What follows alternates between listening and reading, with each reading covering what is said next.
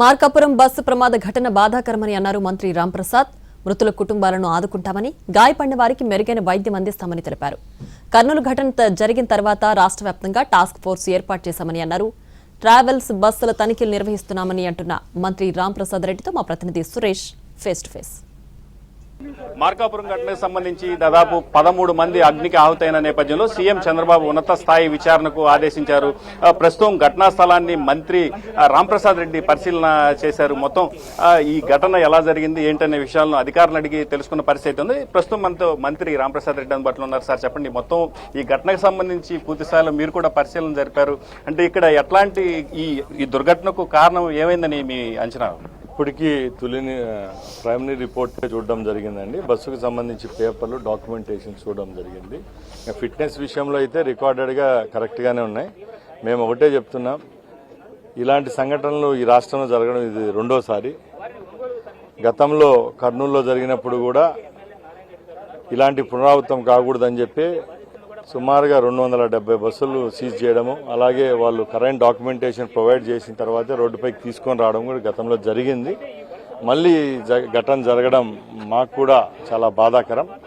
ముఖ్యంగా స్లీపర్ బస్సుల విషయంలో ఒక కరెక్ట్ నామ్స్ ఏవైతే ఉంటాయో అవి పాటించినప్పుడే ఆ బస్సు ప్రమాదానికి గురైన అగ్నికి ఆహుతయ్యేటప్పుడు కూడా అక్కడ ప్రాణాలు కాపాడేదానికి ఆస్కారం ఉంటుంది. కాబట్టి దీని మీద నిపుణుల కమిటీ ఆల్రెడీ వర్క్ చేస్తూ ఉంది. ఆ నివేదిక వస్తానంటే తప్పకుండా దీంట్లో మార్పు చేర్పులు ఉంటాయి. అంతవరకు కూడా ఈ బస్సులు నిలుపుదల చేసేదానికి కూడా మేము ఉపేక్షించమని తెలియజేస్తాం. అయితే ప్రధానంగా అంటే ఇట్లాంటి ఘటనలకు లోపల డిజైనింగ్ మార్పులే కారణమని చెప్తున్నారు. కింద సీటింగ్ ఉంటుంది, పైన బెర్తులు ఏర్పాటు చేసిన పరిస్థితి. ప్రస్తుతం ఈ బస్సు కూడా అరుణాచల్ ప్రదేశ్ లో రిజిస్ట్రేషన్ బస్సు లాగా ఉంది. అంటే ఇట్లాంటి బస్సుల విషయంలో భవిష్యత్తులో ఎట్లా చర్యలు తీసుకోబోతున్నారు?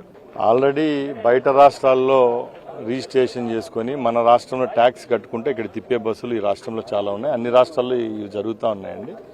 దానికోసమే ఉన్నత స్థాయి కమిటీ 2-3 నెలల ముందు కూడా సమీక్ష జరపడం, మేము ఆల్రెడీ అందరు ట్రాన్స్పోర్టేషన్లకు చెప్పడం కూడా జరిగింది. ఎవరైతే ఉంటారో మీరు ఈ రాష్ట్రంలోనే రిజిస్ట్రేషన్ చేసుకోమని చెప్పడం జరిగింది. ఇప్పుడు త్వరలోనే దీని మీద ఒక నివేదిక అందినప్పుడు తప్పకుండా ఈ రాష్ట్రానికి సంబంధించి కఠినమైన నిర్ణయాలు ఉంటాయి. ఎందుకంటే వారు కూడా ఒక ట్యాక్స్ పేయర్స్, అలాగే గవర్నమెంట్ సెక్టర్లో పనిచేసి ఏపీఎస్ఆర్టీసీ అలాగో ప్రైవేట్ ట్రావెల్స్ కూడా వాళ్ళు కూడా రాష్ట్ర ప్రభుత్వానికి ట్యాక్స్ కట్టి తిరిగే వాళ్ళని చెప్పి మేము ఎప్పుడూ ఉపేక్షించలేదు. సంఘటనలు మాటిమాటికి జరిగినప్పుడు కూడా ప్రజల్లో నమ్మకం సన్నగిల్లిపోకుండా చర్యలు అయితే ఉంటాయని తెలియజేస్తాం. అయితే కాంట్రాక్ట్ క్యారియర్ లాగా తిరగాల్సిన private travels bus stage travels అంటే మరి ఇప్పుడు నిన్న జగిత్యాల నుంచి నిన్న సాయంత్రం 5 గంటలకి బయలుదేరింది బస్సు. దాదాపు 10 పాయింట్స్లో అక్కడ ఎక్కించుకున్న పరిస్థితి ఉంది. ఇక్కడ సేమ్ అంటే వినుకొండ నుంచి ప్యాసింజర్స్ దింపుతూ వస్తుంది. అంటే ఇట్లాంటి బస్సుల విషయంలో ఎలాంటి చర్యలు తీసుకోబోతున్నారు? భవిష్యత్తులో ఎట్లాంటి యాక్షన్ ఉండబోతుంది? మంచి ప్రశ్న అడిగారు. చట్టంలో ఉన్న లొసుగులను తీసుకొని కొందరు ట్రాన్స్పోర్టర్స్ ఇలాంటి చర్యలు తీసుకుంటూ ఉంటారు. ఇలాంటి ఘటనలు జరిగినప్పుడు బయటకు వస్తాయి. కాబట్టి ఇలాంటి విషయాల్లో ఉక్కుపాదం మోపే రోజైతే దగ్గరలో ఉందని తెలియజేస్తారు. అయితే కేబినెట్ లో కూడా దీనికి సంబంధించి మాట్లాడారు, ఎక్స్గ్రేషియా ప్రకటిస్తామని చెప్పారు.